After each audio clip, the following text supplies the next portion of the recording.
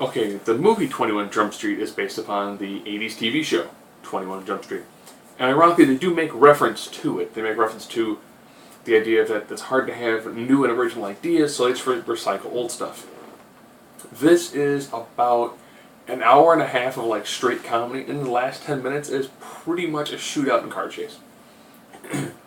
You have Jonah Hill and Channing Tatum, who essentially are not the best cops.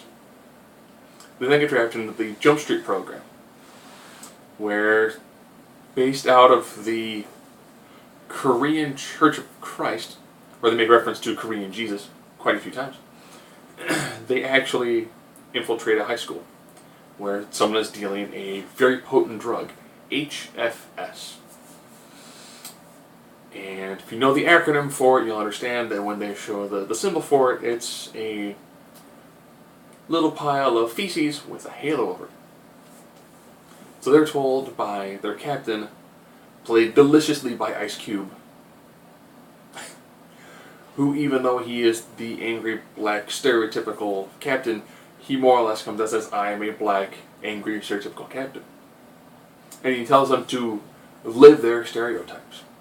Now, when they were initially in high school, Jonah Hill was the nerd, Channing Tatum was essentially the man on high school. He was the dude, he was the guy.